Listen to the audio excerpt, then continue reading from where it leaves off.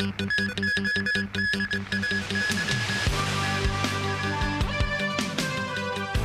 first scheduled C919 commercial flight between the mainland and Hong Kong. Tens of thousands in the city usher in 2025 with a colorful fireworks display. And New Year's celebrations in other parts of the world.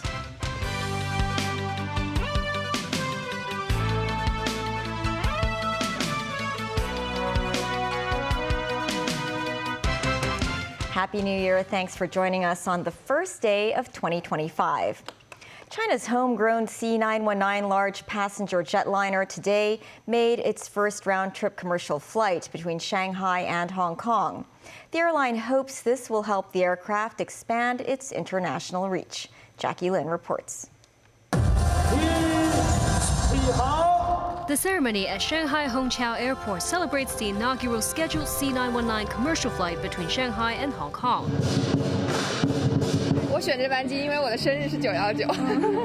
This Hong Kong passenger said she's very excited to board the C919 flight as her birthday also falls on September 19th. This passenger said it's like hitting the jackpot, as she wasn't expecting that she could take this notable flight on the first day of the new year. Almost a full flight on board. Shang Feng, the China Eastern Airlines captain flying the C919, said he wishes the regular scheduled flights will let more travelers feel the development and progress of the country's civil aviation technology. A special framed boarding pass as a special gift to passengers. The C919 jet took off at 8 a.m. sharp. It landed in Hong Kong at around 10:40 a.m. and was greeted by a water salute. Passengers received souvenirs from the Hong Kong Tourism Board as well. Commenting on the in-flight experience, this passenger said the aircraft was new and spacious. China Eastern said the C919 jet is scheduled for one round-trip flight per day between Shanghai and Hong Kong. The return trip to Shanghai on Wednesday departed from Hong Kong at around noon. Secretary for Transport and Logistics Mabel Chan hopes Hong Kong can play a part in bringing the C919 aircraft to an international stage. We do hope that through this inaugural flight, we can innovate and establish ourselves, flourish in our civil aviation in Hong Kong, so as to demonstrate how our position under the one country, two systems, to demonstrate our advantage of using mainland's resources, but with Hong Kong's position to flourish. Stanley Hui, president of the Hong Kong Aircraft Leasing and Aviation Finance Association, who also served as a CEO of multiple airlines, expects the C919 aircraft to receive its airworthiness certificate from the European Union in September at the earliest. Jackie Lin, TVB News. In his New Year's message, Chief Executive John Lee said Hong Kong has emerged from the pandemic and regained its economic vitality with the support of the country. Looking forward to 2025, the city leader said the government will focus on two major goals. One is to seek reform and take the initiative to adapt to changes in the internal and external environment, while aligning with the national development strategy. The second goal is to explore emerging markets, consolidate regional cooperation, and enhance Hong Kong's international influence. John Lee added the government will implement a series of measures to improve people's livelihood. They include the completion of 9,500 basic housing units and 3 community living rooms. The first Chinese medicine hospital will also be established. Events celebrating the arrival of 2025 have been taking place all across Hong Kong, attracting revelers from home and abroad. This as more than 400,000 people gathered around Victoria Harbour to watch the New Year's fireworks display. Timothy Lee tells us more.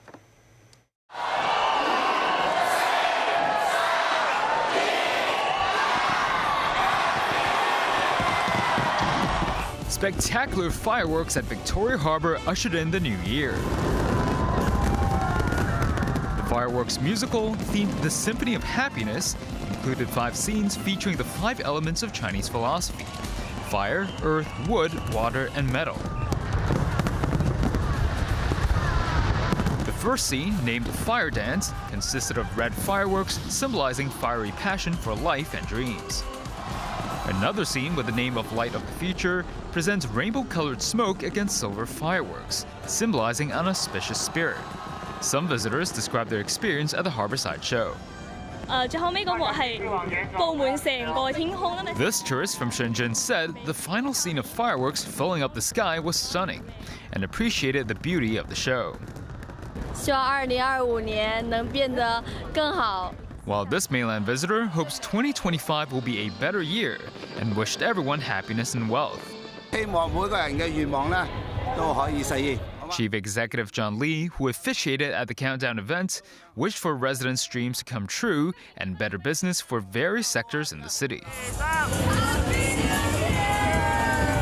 Bidding 2024 farewell, many residents chose to celebrate in the New Year's Eve hotspot of Lan Kwai Fong.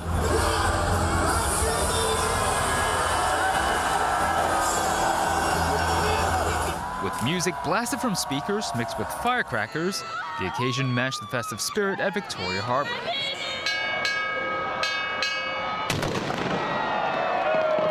In Causeway Bay, the noonday gun followed tradition by firing a shot at midnight to welcome the new year.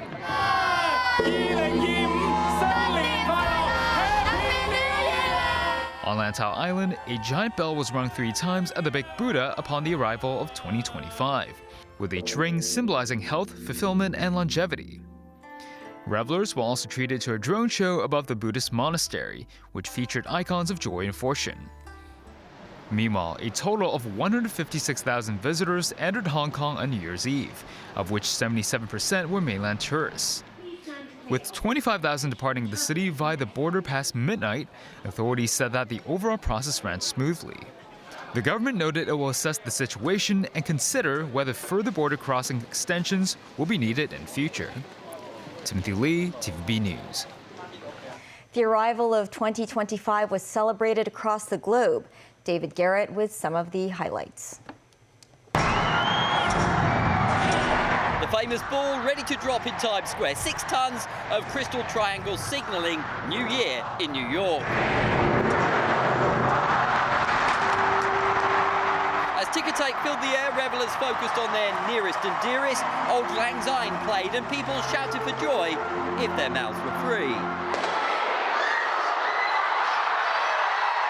It started in Auckland, the first major city to ring in 2025 as it became New Year in New Zealand. A light show against the backdrop of the Sky Tower. Robbie Williams was the one to lead the countdown in Sydney. 5, 4, 3, 2, 1, Happy New Year! A spectacular fireworks display followed the countdown, the Sydney Harbour Bridge and then the Opera House surrounded by an array of colours as 1 million lined the waterway. Taiwan hitting midnight at the same time as Hong Kong. Taipei's 101 Tower was at the centre as golden shoots of light brought in the new year. To the tallest skyscraper of them all, the 830-metre Burj Khalifa in Dubai. A dazzling light show set to music, starting the fun in the Middle East's top tourist destination. Cities around the world competing with each other to put on the best display. People around the globe watching others in far-off lands enjoying their night. All for the same reason, with similar dreams. Hopes for the coming year to be even better. To see my family happy, to be successful in what I do, and as usual, for the world to be more in peace. Across the English Channel, the UK's capital staged the biggest show in Europe. Big Ben striking 12 to herald the new year. 125,000 fireworks blasting into the sky at 0000 hours GMT, as inclement weather couldn't stop London throwing a party. We can on the TV show, like with Big Ben, and every building is beautiful. Also we can see the London Eyes and the many bridges are here. So that's why I came here with the modern buildings, because I'm living in Italy right now. In Italy's largest city, Rome, the Colosseum was lit up as once again fireworks danced in the night sky. Cheers from the crowds almost drowning out the noise from the pyrotechnics. And in Syria, many celebrated the first year in 5 decades without the Assad family in power. Bashar al-Assad, who took over from his father, was toppled last month. People danced and sang, saying they're looking forward to a brighter future. David Garrett, TVB News. The mainland has just one day of holiday to celebrate the New Year's Day, but many Chinese still took the opportunity to travel across the country, with the railway network expected to handle 11.5 million passenger trips today.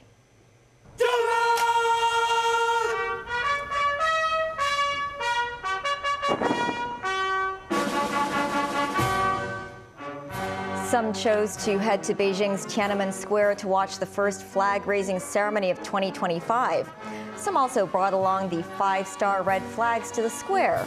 Meanwhile, the country's 3 astronauts sent New Year's greetings from the Shenzhou 19 space stations.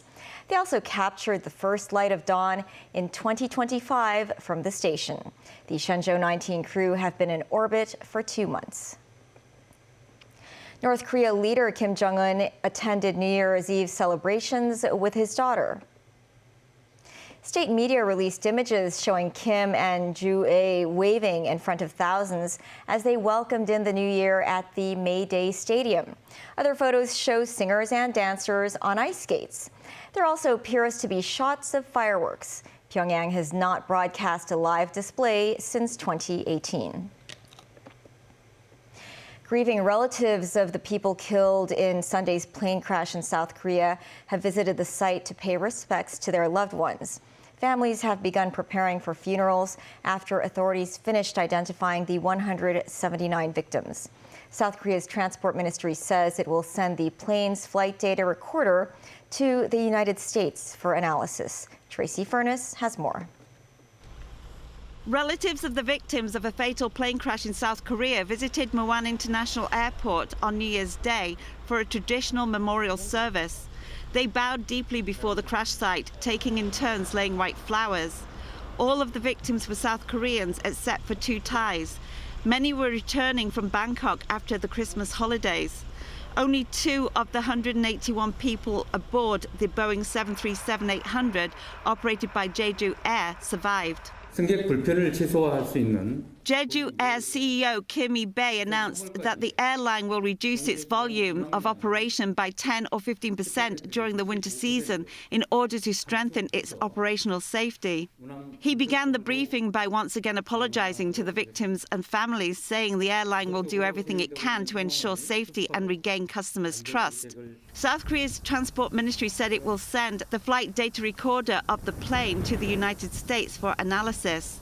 The ministry said authorities are looking at maintenance and operation records during 5 days of safety checks that are to run until Friday.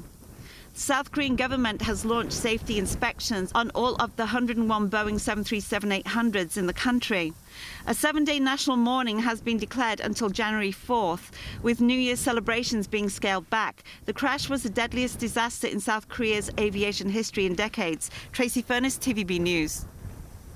Still ahead, Panama's president reaffirms the Panama Canal will remain in his country's possession. A traffic accident on the West Kowloon Highway leaves 3 dead and 4 injured. And meet Hong Kong's New Year baby.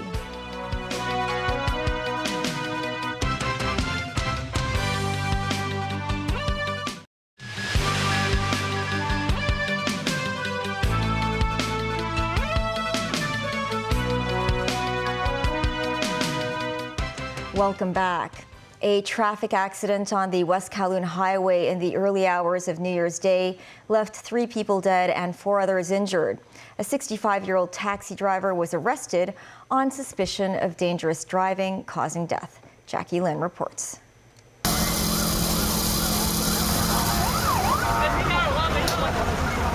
After the incident, firefighters had to pry open a private car with tools to extricate the injured.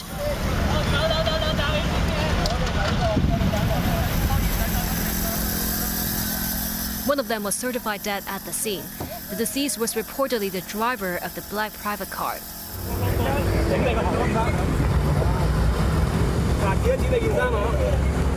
Another injured person, unconscious at the time, was carried away.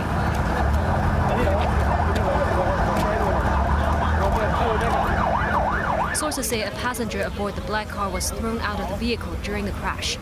The collision happened at 1:44 a.m. on the southbound carriageway of the West Kowloon Highway near the MTR Olympic Station.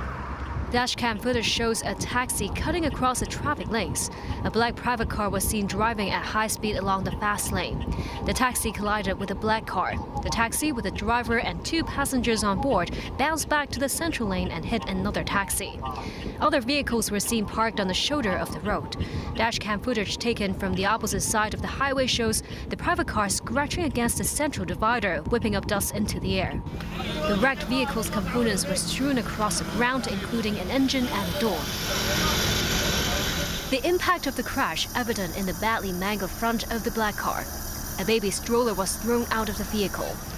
Police said there were 5 people in the private car. The driver died at the scene. 2 other men in his car were found unconscious and pronounced dead later at hospital. 2 other passengers were injured, while the 2 taxi passengers also suffered minor injuries. Another private car hit from its rear. Investigations are still continuing. One of the taxi drivers said his car was rammed from behind and he wasn't sure which vehicle was the culprit. All traffic lanes at the scene were cordoned off, leaving multiple vehicles and buses stuck at the site for more than 2 hours. Jackie Lin, TVB News.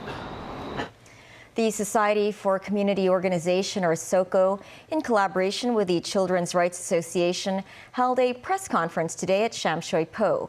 They released a report which indicated that child poverty in Hong Kong has shown little improvement over the past decade. Anip has the story.